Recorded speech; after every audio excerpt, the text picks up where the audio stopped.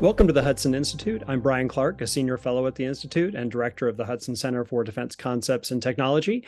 And today we've got a outstanding panel to have a discussion about Hudson's latest report, Software-Defined Tactics, which talks about how we should be structuring military software acquisitions for adaptability and advantage in a competitive era. The authors of that report are here with us today. Jason Weiss was the Department of Defense's Chief Software Officer. He is now at Conquest Cyber, where he is also the Chief Software Officer. While at DoD, Jason was pivotal in implementing the DoD's new software modernization strategy and many of the implementation thereof. And also Dan Patt is one of the authors of that report as well. He is a senior fellow at Hudson, where he works in the Defense Concepts and Technology Center along with me. Right now, he supports strategy at the artificial intelligence company STR, as well as supporting Thomas H. Lee's and Partners automation and technology investment practice.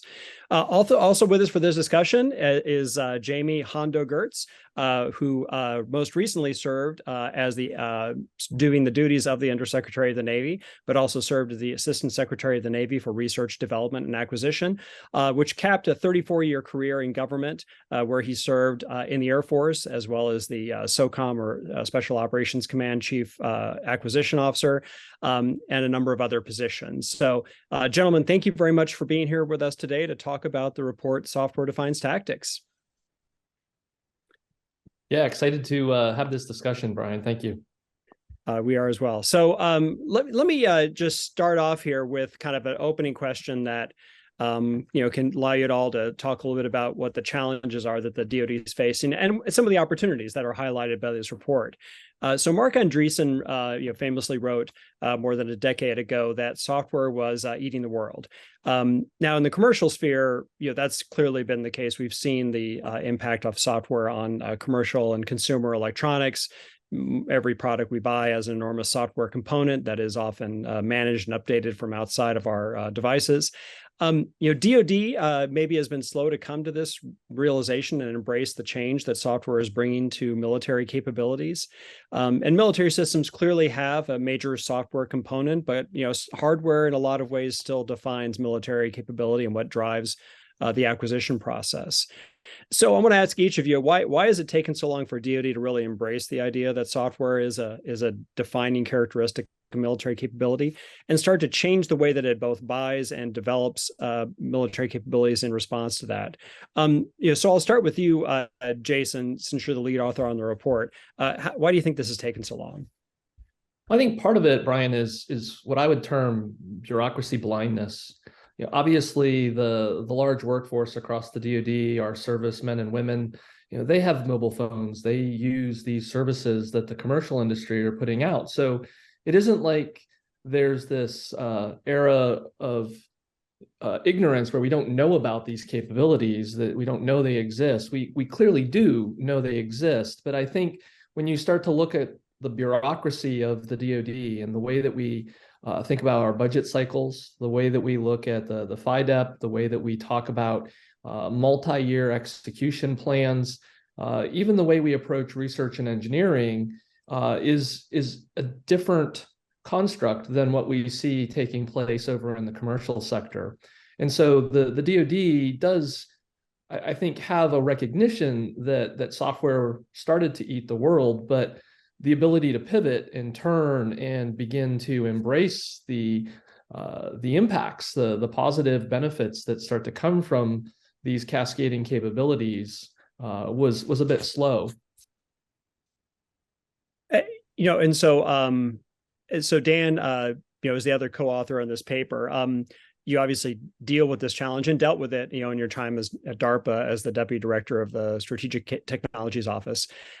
So why do you think it's taken so long for DoD to really wrap its head around how to deal with software as an independent capability source from hardware?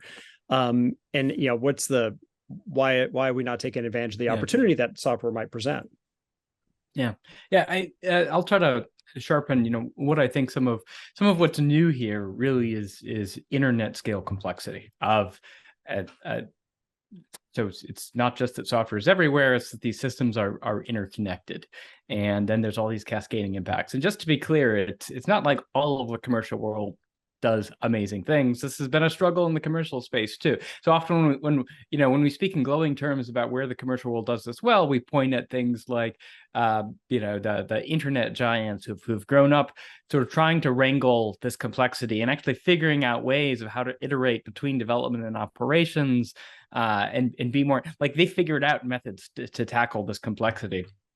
DoD has been doing software a long time, right? You go back and look at 60s acquisition programs like the F4 Phantom, and there was a little bit of software in there, but it was constrained. It was in a few places. What's new is the fact that everything is coupled together, and I can't put everything into a requirement. And I now have to couple these. I have to iterate between development and operations. That's really where we're struggling. But even. And it wasn't that long ago that General Electric talked about recasting itself as a software company, and now it's decided that it probably can't do that. So it's DoD is in a similar place as sort of the old industrial giants in industry, and it's right in that place where except DoD has no choice but to figure out how to adapt and do this, and hopefully that's what all of us on this call are trying to do, bring perspectives to bear about how DoD can be successful in doing that transformation. Yeah, and so Hondo, that brings us to your long experience in the acquisition world and the operational world in both the Air Force and the Navy. So you've grown up watching this evolution happen from a very hardware-centric force to a more software-centric force, and especially at Socom, where capability development was happening much more rapidly. So why is it that maybe Socom is so far ahead of the rest of the DoD at maybe embracing the idea that you can get into a development operations cycle and that you can take advantage of software to gain capability more quickly than you could with hardware alone? Yeah, sure. It's a great question. I'm laughing because as a second lieutenant, the first training class I went to was a software acquisition class in the late 80s, because we back then knew we had a problem. And in fact, I got recruited to come in the Air Force with a double E degree because I think they were hoping to bring some talent in. Listen, there's, I think, a couple different things that make it tough, and Dan and Jason have alluded to it. One of them is just scale, and the DoD and quite frankly the industrial base of the country largely is a World War II plus 4% industrial base, so it's built on industrial practices, right? So you design something and then you hand it to blueprint people, and then they make blueprints, and then you produce it. And your goal was produce as fast and cheap as you could. And so when you're in industrial age thinking, it's about a serial process. Software network age thinking is much more in parallel, much more network, much more fluid. And so all of our processes, the way we think about planning, the way we budget programs, the way we artificially create design reviews are all built on that industrial age thought. And so there is and we're pretty darn good at it. But that doesn't mean we're going to be relevant for the next 50 years using that same process. And then the second piece is, I think, it's a scaling issue, and the bureaucracies tend to want to do everything one way or another, and tend not to embrace kind of being multivariant. And so almost multidextrous. So we try and make software look like hardware. Then we flip the other way and we try and make hardware look like software. And what I really like about what this report does is actually take that on. It's kind of like logistics, right? Which I really liked in the report. You can fly it, you can put it on a boat, you can put it on a train. Each has goods, each has bads, but it's all about the outcome you're trying to achieve. And so I think if we focus more on the outcomes, which I think the heritage of special ops is all about an outcome and not the activity or defining one way to do everything, we can get to the point where we're still going to have to be good at producing stuff, hardware stuff, really hard hypersonic stuff, but we also got to be good at producing software. And by the way, most of our industrial machines that produce hardware run on software, so it's everywhere. That's a great point, that talking about outcomes as a way to measure progress as opposed to progress or performance inputs, which is traditionally how the industrial model acquisition management process works. So which brings up a point about how the commercial space has really maybe gone there first. Dan, to your point, commercial companies aren't really necessarily all good at this, but some are good at this. So Jason, commercial companies have worked through the challenge of figuring out how to acquire software, how to pursue a process that's much more, iterative and multivariate, to talk about what Jamie's mentioning. How have they worked through that, and what could DoD learn from that commercial model of acquisition? Bryan, I think part of it stems from a lot of these companies that we point to as Northern Lights or lighthouses. They were born digital. They came up in an era where software as a service, where the idea of the Gantt chart was great for looking at tasks and coordinating how to move physical goods onto a floor at a particular time. But they recognized that in a software world, those tools from the 20th century aren't as valuable to a software ecosystem. And so I think they have an inherent advantage in that they were born digital, they think digital, and we try to capture that in a number of places in the report. So for example, they think about software first in terms of the interfaces that they need. We highlighted in the report as Acts 3, where you need to own your interface and your APIs more than the actual implementation of the code. And I think when we look at these tech giants today, they've recognized that owning that capability and thinking in service levels, being able to build upon and cascade and get bigger and bigger is a huge competitive advantage that they have in what historically has been considered more of a physical market, right? If you look at Uber, they have more cars available to get people from point A to point B than any taxi system in the world. The same thing can be said for Airbnb, right? They have more rooms available per night that somebody can stay at than any hotel chain that's out there. And yet Uber doesn't own taxis and Airbnb doesn't own hotels, right? They really have managed to think in service levels and interfaces and use that to construct new business models. In terms of the DoD, I think that pivot, right, thinking about things in service level agreements is a journey that we're currently undergoing. So Dan, I'm to jump to you real quick. This raises something that you've brought up in previous reports that we've done. This idea that scale is something that DoD has sort of alternately employed and not employed. So mass has been really important in some eras of military operations, less so maybe today in the current era of precision strike warfare. Do we need to be able to take advantage of software and what it can do? Do we need to re-embrace mass and scale to be able to make the most of it? Yeah, look, I think that one of the really exciting things that we see emerging is the ability to innovate in, for lack of a better term, kill chains, right? How we conduct our missions and how we use technology together with that. I mean, this is something that we see the Ukrainians do, right? Improvising these battle networks with Starlink and their home-developed applications and allied support and open source intelligence. And there's not a program office supporting them. There are people who act as acquisition agents, but people are aligned around outcomes, the same that Hondo talked about. They're aligned around mission. And what's new now is you don't necessarily always need highly specialized skills to bring this together. There's a role for that. I mean, there is a role for highly specialized industrial-based talent around these really high-end mission systems that nobody else can do. There's a role, but that's not the whole game.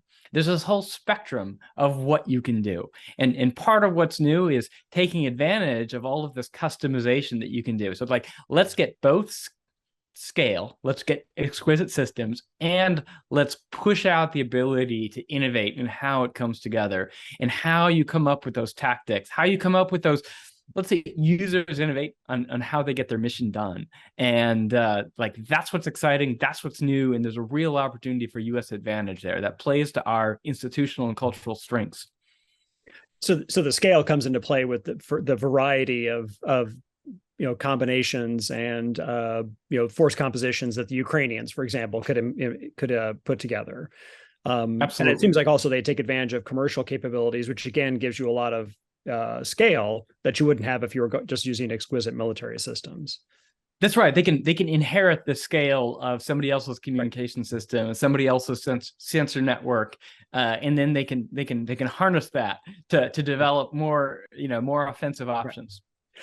So Hondo, as we so when you look at the model of, or the example of Ukraine and how they're innovating their battle networks on the fly, and how they're essentially using software to define the services that are going to be provided to integrate forces in the field. Can DoD do this within its existing acquisition authorities? Can DoD adopt these kinds of models? And if so, what are the challenges going to be in order to make this happen? Because I'm sure there's a lot of impediments that are not just legal and regulatory.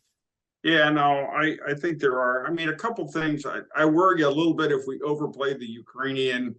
They are very creative, very innovative. They're, that it hardens my my Socom soul to see what they're doing. But the challenge in largely a modern trench warfare with very kind of isolated lines is not the challenge we're going to be facing going forward. So I think we got to be a little cautious that we think just because we can use, a commercial SATCOM and patch together a couple of apps, that's going to help us and a Chinese thing. So I do think there is a scaling issue we have to confront with China, and it's how do we take that ingenuity and apply it at scale, right? And that's what we're really talking about here. And I think largely we always want to go find the perfect process or the perfect authority. Quite frankly, we have the authorities we need. We know how to do this if we would just, I would say, almost unleash the hounds. And a lot of what I liked about Jason and Dan's view of this was looking at the program executive officer is really the battle space owner. And instead of just asking the PEO to respond to a piece of paper a requirements officer wrote 5 years ago, by the time it made it through the system, really focus on outcomes. And I've seen if you empower teams, you tell them the outcomes you want, and we get much more fluid, you can have great things happen. Now, again, we got to remember to differentiate the work, right? And so, I don't want to be changing a nuclear reactor at 24 hours at a time, right? And so there's some things where we do want very, thoughtful, long development programs because we're inventing new things or, the risk of failure is so high. But that's a part of the work, not all of the work. And so I think if you start empowering teams to differentiate the work and then pick the right work or the right tool for the work you're trying to get done, then that's how we get scale, because now we, rather than over bureaucratically attack it, we empower and hold folks accountable for outcomes. And so I think there's a lot more available to us than we sometimes give. Now we have a culture, we have a practice, and we've got to get over those cultures and tribal practices. And I think some of the very simple, kind of North Stars that are laid out in this report would help me back if I was a PEO and wanted to tackle this. Okay, these are 5 or 6 things I need to know how to do. Here are some ways to go at it. Now let me go take on the problem with that new kind of knowledge and idea set. And so does that mean that we need to rethink, how we're defining requirements? Because when Dan and I talk to PEOs pretty often, and their response is, well, I'm pretty hemmed in because my requirements are actually very strictly defined and I don't have a lot of flexibility.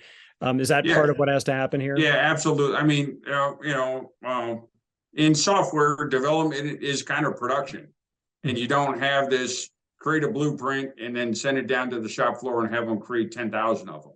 Right. Which is an industrial age thinking. It's very much more network thinking. And so, what's the product I need to get out in the field? What does it have to do? Like write the right architecture so I can add features as I go.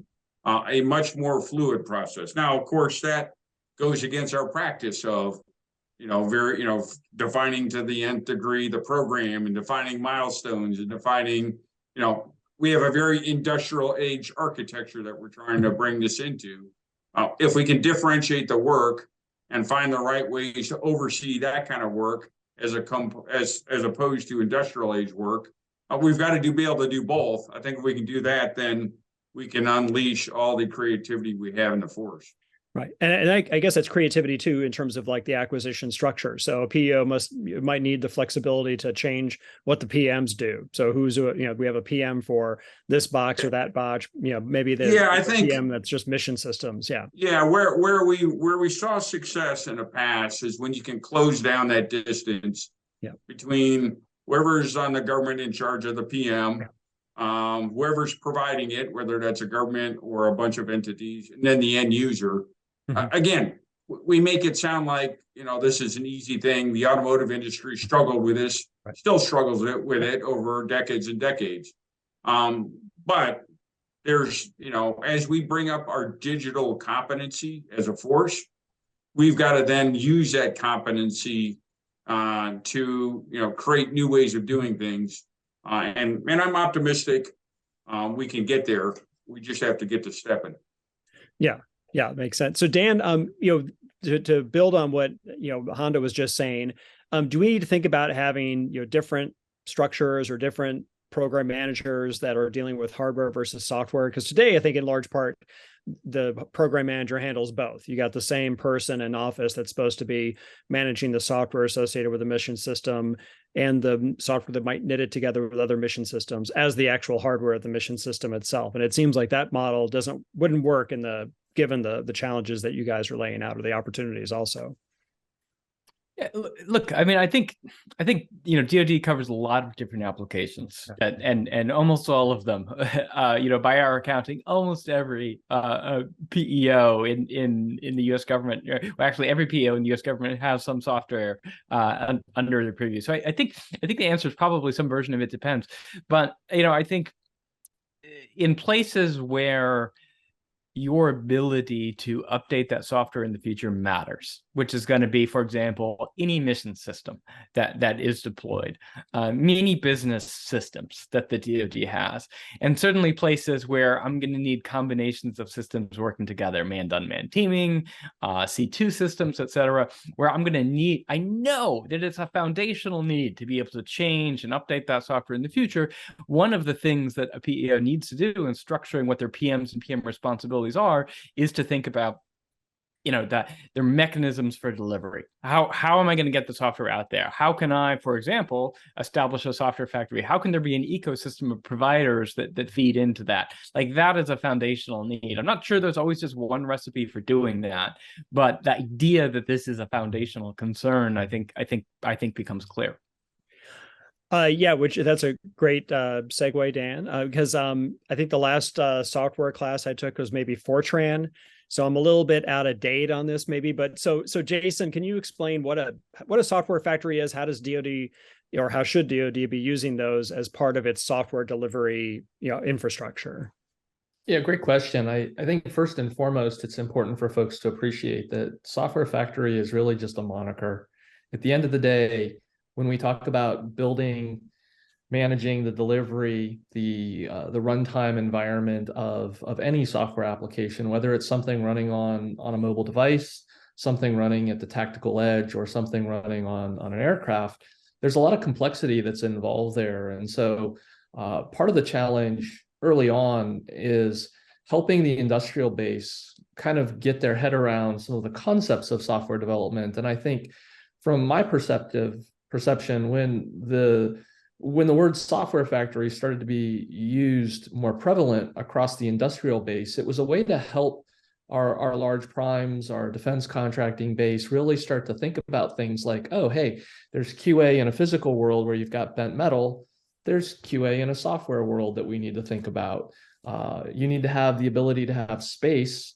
If you're going to be expanding the platform, the compute platform in there, you need to have room within your software architecture if you're going to be dropping in an AI or ML model.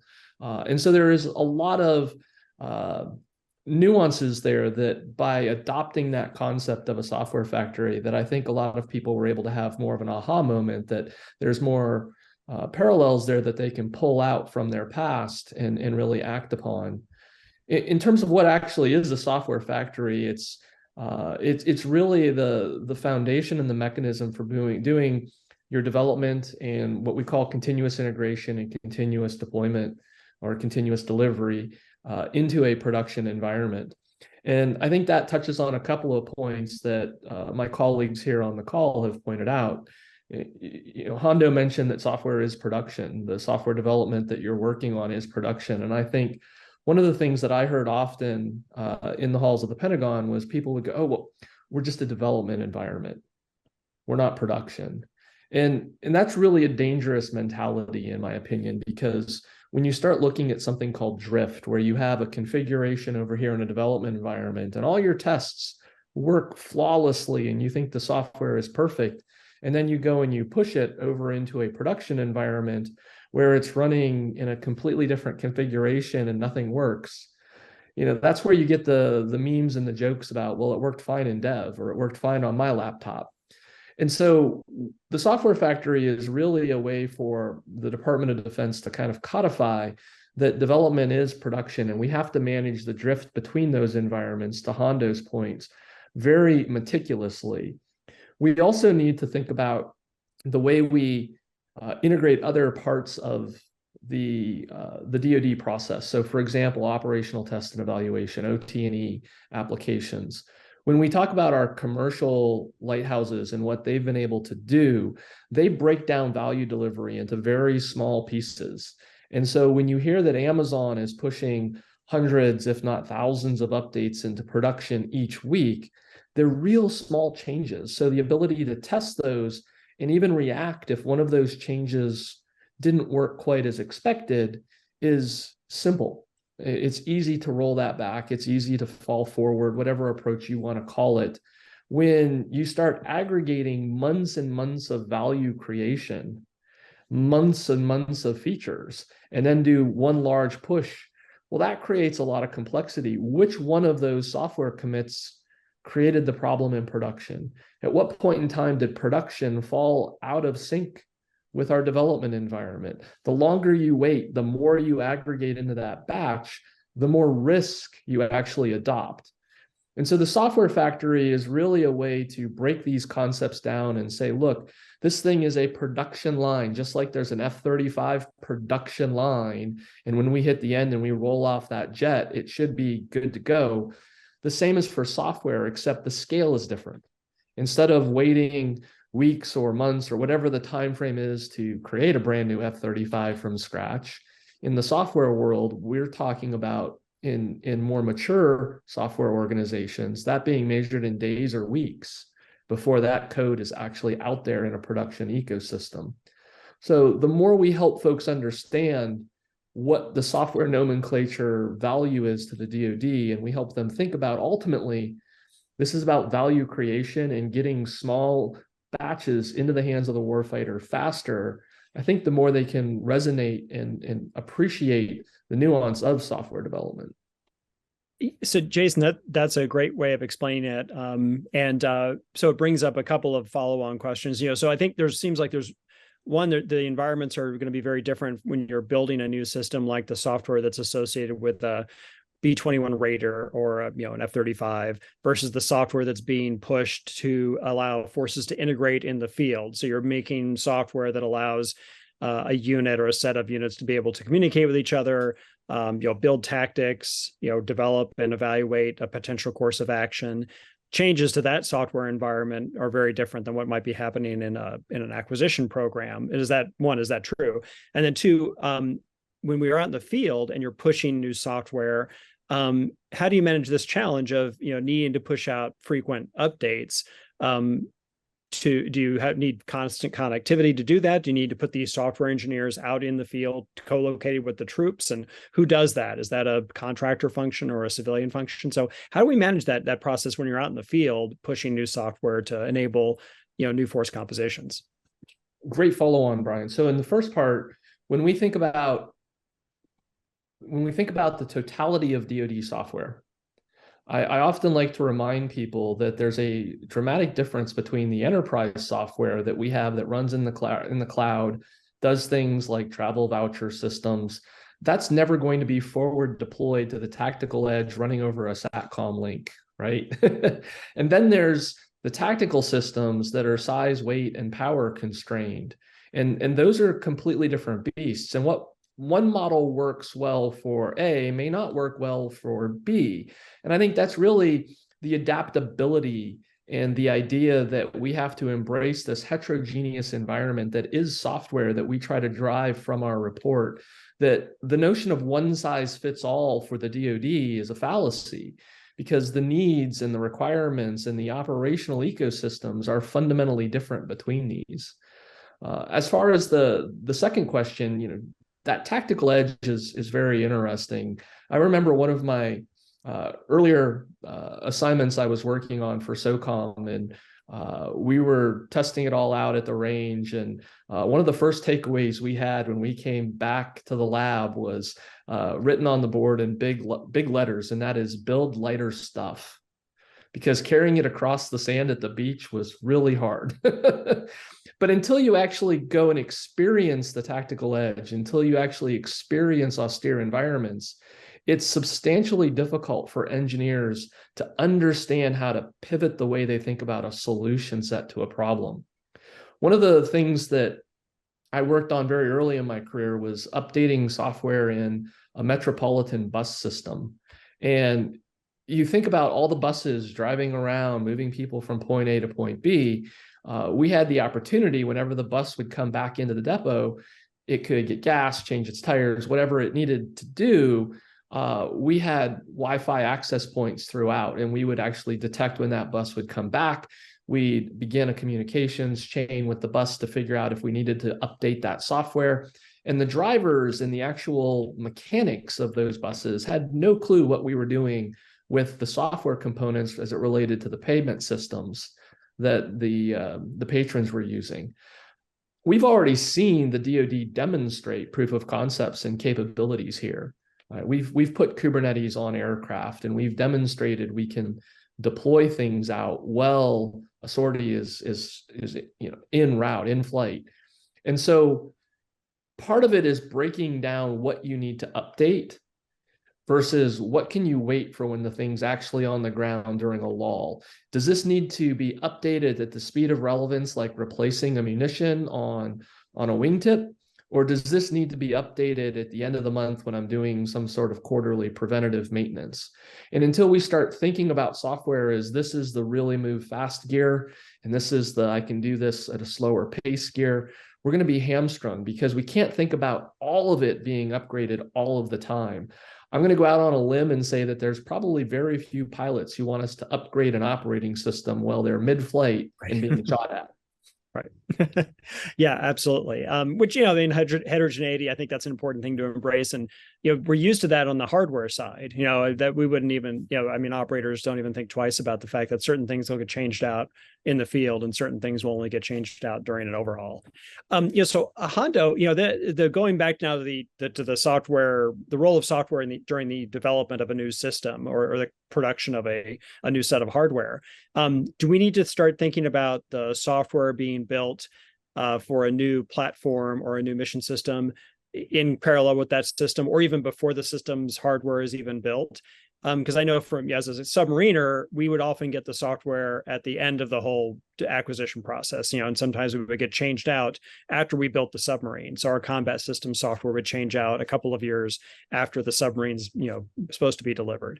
Do we need to start thinking about those processes being much more in parallel now when we're building new platforms? Yeah, absolutely. I mean, and we have to remember we've done this before, right? We used to, back in the day, I'm sounding like that old has-been again. We used to change out the EW tapes on fighter jets every night. But to Jason's point, we didn't change out the operational flight program. We architected it so the things that we needed to change fast, we could, and the things we didn't need to change fast, we didn't. And so, yeah, in the submarine example, the Navy they've started to differentiate the work. We change the outside of the submarine about every 10 years, right? I often say, I think about what's wet different than when I think about what's dry. Because we want to be very deliberate in that, because when you're spending $3 or $4 billion and putting a bunch of Americans underwater, you don't want to take risk in, hull design, 24-hour changes in that.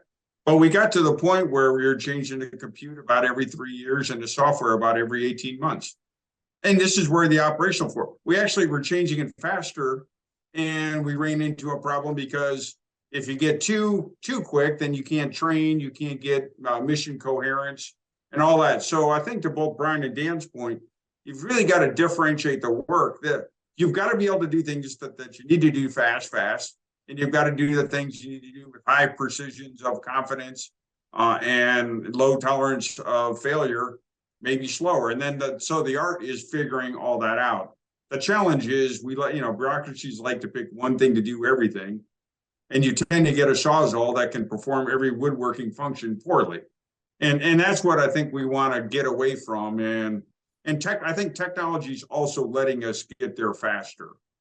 So it's allowing us to change things without having to have the precision coders. You can have coders create things that you can customize operationally much easier. And so I think we've just got it's this mindset issue, I think, over everything. And we've got to get out of this mode that we can't do it and focus on we need to do it now. How's the best way to do it?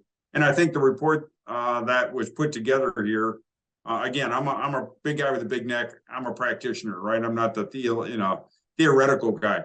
When I read through that, there's some very practical things that I think the acquisition team and the operational requirements team can be thinking about, and still stick with all of our principles of being safe and having the right level of risk, but not treating everything the same, or we're not going to get the results we need to be competitive as a nation. Bryan, if I could just follow up on that real quick. One of the things that I really want to emphasize is we have done this before. Just like I talked about the software factories and helping connect metaphors and mindsets, this is really the same topic here, right? Even when I served during the first Gulf War, we pulled out a tape, we put another tape in, and we were back at it. We were off. There was very little latency there. So the more we can help those individuals connect the dots and go, oh, this is just like this, I think we can help them move faster and accelerate. And the second part of this is really comes down to that bit about talent, right? If we've designed this concept before, but it was with tape instead of digital, for example, we really begin to think about the fact, and this is something we called out in the report, that you need some people all of the time, but you don't necessarily need all of the people all of the time. And software development is no different. When you come in and you have to do the hard architecture work, the interface designs with the APIs, you need that extra level of competence. You need that expertise of the industrial base. But once you pivot and you're actually in that 18-month deployment of that tech on a platform somewhere, those architects and those API designers, you don't necessarily need them at that point. You need them for the next iteration of evolution of that software system and those capabilities. But the more we can help PEOs and program managers in particular recognize how we need to think about these problems and help them tie this back to experiential learning that they've already had in their past, the more we're going to be able to accelerate. Yeah. Let me also just great point. Yeah, Dan. Chime in on that if I could. I mean, it's just overwhelming, right? I mean, if you think about what the modern PM faces, that sheer noise about how do you manage intellectual property? What's the right contracting model? Should I do software as a service and work with, these new companies which want to deliver the whole capability as a service? Or should I try to own all of the source code? Or, how do I think about APIs and manage the APIs and which ones are important? And how do I think about cloud? Do I need my own cloud? How do I think about security? And how do I think about managing? It is, there's just so many variables. Jason actually takes an estimate about like how many choices they make, and it is an astonishingly large number. That part of what we want to do is just I think what the report does, it just comes up with 6 principles, 6 ideas. We call them ACTs, acquisition competency targets, that help you just work through those. Here's 6 ideas that for whatever the problem you have helps you work through. Here's the set of logic to work that out. What makes sense? And then there's a whole toolbox of things available. And sometimes it's going to be new industrial-based members, which have new business models. And there's places where that makes a lot of sense. And sometimes it's going to be, old comfortable practices. And sometimes that makes sense. And there's just a set of ideas to help work through the dizzying complexity and all of the jargon and new technologies and new ideas and old principles and standards. Dan, as Jason pointed out, a lot of this is not new if you just sort of think of the analogy to hardware. Because you've got certain pieces of hardware, you're going to have to go back to the OEM to say, well, I need an expert to build this from scratch. And then there's certain mission systems where the company is really just a small business that assembles parts from other people and then turns that into something you can use. But it seems like the one thing that's different or new here is this idea of the service model. I don't know if we've got a service model for buying a radar or a valve that goes into a steam system. There's the hardware doesn't seem to come with a service model. Is that the big difference here? Is that you've got ways of delivering product to the DoD on a continuous basis that's different than how we did this with hardware? Yeah, look, I mean, that is a new tool here. There's probably some argument you can make that DoD's long also had service contracts in other areas. And I think the essence there is recognizing service contracts, like a service level agreement, make a lot of sense when you can cleanly define it, right? If you can really cleanly think about the metrics that make sense, like this is the uptime or reliability around this particular capability that I need, and I know how to define that, it makes a lot of sense to try to contract that out. You move out all of this management headache outside. But sometimes there are problems where it's just not well defined, and there's a lot of scope, and you haven't actually you have to work a while to figure out what the requirement is, or maybe there's an inherently governmental or even operational risk associated with it, and it's difficult you can't just move that whole thing out under an SLA. Right. And so this and then going back to talent management, I think, Jason, you brought up an excellent point that if with the heterogeneity of software and with the amount of choices available to acquisition professionals, you really need people that are both proficient in different ways of writing software or different types of software, or at least capable of doing different types of software, as well as managing the process of buying software. So there's a bunch of new talents that need to be brought into DoD that maybe have not been there quite as much resident in the past. So Jamie, as in the Navy, I know that you have been working a lot to try to improve the acquisition professionals' expertise with regard to new technologies and software. How do we go about trying to bring these skills into the department? And does, to Dan's point, do we need to start thinking about some of this has to just be acquired via a service model, or do we need to think about hiring new uniform and civilian acquisition people? Yeah, I mean, I think it's a little of all of the above. It's again going back to that PE or PM. What do you need? What outcome are you trying to achieve? I do see over the last probably 3-4 years. I think there was a notion for a while, particularly from these commercial-based software, VC-backed software. They could ignore national security. They're just going to go do their thing, and we could kind of separate national security from national prosperity. And I have seen in the last couple of years, this willingness to serve, thirst to serve, and you're starting to see the services get more and more creative of using reserve forces. You take advantage of the talent we have in the reserve and the guard in new ways. Come up with talent sharing models where folks can flow in industry and then out of government and all that. We're certainly not where we need to be. If you're a GS-13 and you go to Google for 4 years and you come back to the government, they're going to say, great, now you're ready for GS-14, right? They don't know how to yet equate that time equivalency. But I am seeing a lot more thirst to serve from folks outside national security, whether that's in a company or part of the force, and a lot of new entrants into the marketplace, which I think are good. But I think we're about 20% there yet of really getting the fluidity that you see in somewhere like in Israel or somewhere else, where you've got this very fluid ecosystem. And the benefit of that, to back to one of Jason's points, is that you can then have a much better understanding of the operating environment when you're, you don't have to be on the front lines, but you have an appreciation of the operating environment in different ways. And so you can bring that creativity in a way that's relevant. The other advantage I always have in the back of my mind is, we talk a lot about mobilizing the industrial base, but we still think about building a victory ship every other day. We've got to think about how are we going to mobilize our software capability should we have to scale up. And that's an area that I'm having a lot of dialogue with my government teammates on really thinking about this idea of how do we mobilize software capability, because I think that is a change. That's not just kind of calling it like something else. That's going to be something different that we're going to have to get our arms around if we're going to be a prepared and ready force. It's interesting you bring that up because this is something Dan and I have been talking about, but it seems like there's opportunities with software to where we can mobilize in a way that we couldn't. I mean, you don't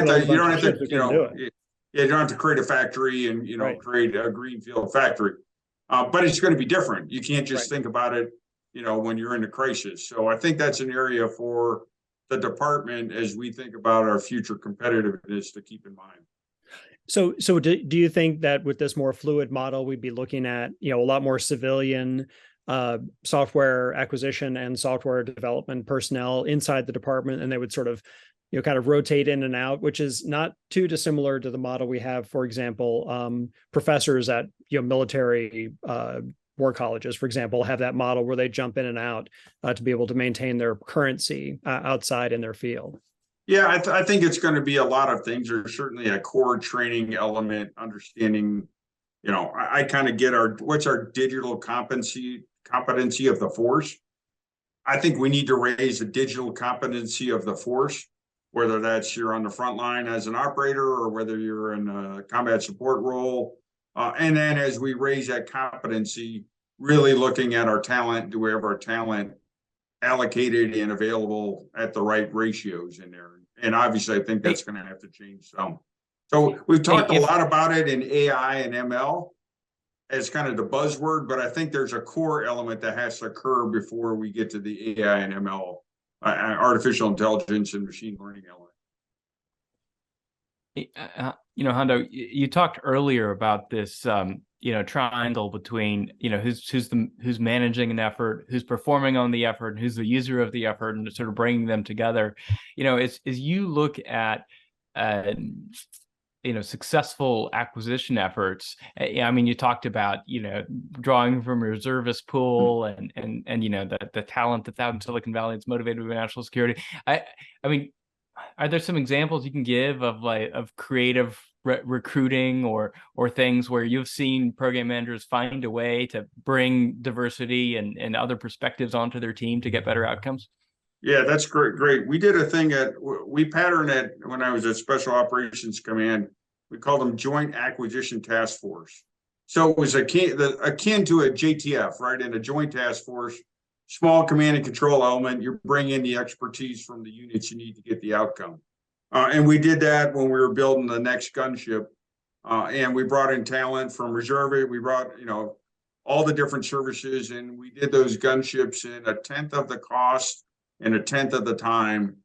And you're seeing, like in the Navy, adopting Task Force 59 on the unmanned space. So, because what you've got, I mean, you need all the acquisition tools, but you've got to have that operational outcome in there. And so I think those are great models to bring even within a PEO, a diverse set of, a JTF-like mindset. You have a mission, bring the right folks together, a small command and control element on the top, achieve your outcome, and then disband. And disband is a good underliner in there that I think we could adopt. And you're starting to see some of the services do that. So Hondo and Jason both, the couple of examples come to mind. So Dan and I have been out talking to the folks in the Navy doing Project Overmatch, where Navy Information Warfare Command is out there leading an effort to integrate new software onto battle groups or strike groups as they prepare to deploy. So they go out with this new capability for force integration and communications. And then also you've got the Air Force 350th Spectrum Warfare Wing, which is doing a lot of this, real time or as close to real time as they can get software updates for aircraft as they're deploying, or even when they're out in the field. Are these the kinds of models you're talking about, where the DoD is able to start thinking about fielding changes to software in more of a relevant timescale? Yeah, I'll go quick and I'll turn it over to Jason. Just like I think the formation depends on the problem, right? And so if the EW squadron is about, hey, I got to get whatever the relevant signal is into my sensors overnight, that's one construct. Overmatch or convergence or whatever those are kind of big functions. And I think you need both of those, but I think within the acquisition community, they also have to be a little bit more dynamic than I have a PEO that's been around forever, and I have a PM that's been there with a strict mission and organized for outcome, not activity. Jason, I don't know what your thoughts are. I'd love to hear your perspective. Completely agree. It really is about the outcome, and having a little bit of a background in electronic warfare, concepts like Kubernetes, they're not ready to manage down at the microsecond level, where if you don't catch that signal, and it may only be a few microseconds at best, it's gone. Like, you're not going to get it again. And so the role of custom chips and ASICs and being able to operate at that scale is not necessarily the same scale as some of the other systems on that aircraft or on that ship or whatever the service might be looking at, right? So I think it really, again, to me, it goes back to understanding the mission outcome that you seek and finding the right tools and the right capabilities. And that's the heterogeneity that we're talking about, right? One size fits all is not going to work well if you're talking about a team building a travel voucher system and a team trying to create the next gen electronic warfare pod. Right. But they work together, right, Jason? Because you've got to build your systems in a way that enables their future adaptability. So you've got to build them in a way that they can be mixed and matched in different compositions downrange. And then you also have to have the process downrange to write software that allows them to be recomposed in those ways. Absolutely. And I always have viewed it from my architectural experience as kind of a slider on a continuum.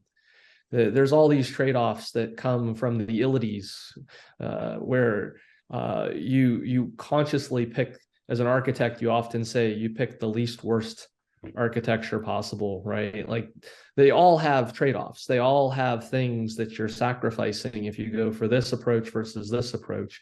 You just want to find the one that is going to get you the closest there in the time frame that you need to deliver. Yeah, and so Dan, to kind of wrap up the discussion, it seems like a lot of what we're talking about here is both dealing with the challenges associated with heterogeneity in software, but also the opportunities.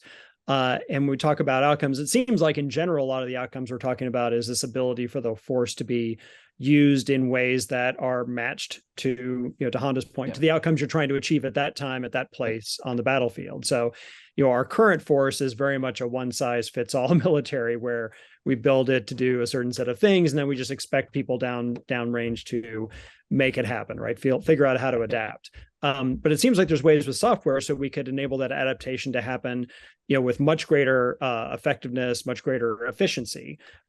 Is that what we're talking about here? Is leveraging heterogeneity in software to give us that ability to define more customized outcomes in the field? That's right. Look, I think there's a strong analogy to mission command, which American military people are certainly familiar with, right? And it's we choose it's their ability to adapt in the field to circumstances at hand, and we believe that gives superior outcomes. And I just want to point out that that's something we choose to train and develop, right? But all humans are capable of change, and sometimes we get hidebound, right? And it depends on which piece you want. So I think it's more or less the same thing. It's about enabling the right flexibility down the road, and sometimes that means just realizing, hey, I need a software system to help me with something. It's no longer just the F-35 that delivers the capability. It's logistics systems matters as well, right? The airplane alone no longer solves it. I've now inherited this other system. And it's not just having a joint force. I need command and control tools to help me with that. It's not just, the EW hardware. I need a mission data file. So sometimes it's about focusing there. Sometimes it's about, hey, I have a kill chain that has multiple systems, and someday there's going to be a commercial satellite that I need its data, but I don't know what that is yet, and I need to be able to adapt down the road. So sometimes it's new classes of software, sometimes it's being able to modify things later. Certainly when we talk about data and AI, really that's built on foundational software infrastructure. Those are the things that are going to help us adapt. And ultimately, the strategic imperative is the same as it is in Mission Command. It's about enabling, it's about giving the U.S. a set of strategic advantages to be able to, make better decisions at better scale and faster than opponents to be able to, achieve better outcomes. And we can do that. Yeah, Bryan, if I can, I think, our core competitiveness, right, rests on two things. Our ability to leverage our learning velocity, right, and our ability to attract an integrated joint and international force. And if our ability to learn fast, adapt, and overcome is a core trait, and our ability to attract and integrate joint and coalition and allied partners, then software is one of those key enablers that will allow us to overcome the efficiency of a centrally planned approach. And so I think it's at a fundamental element for us to continue to be successful as a fighting force.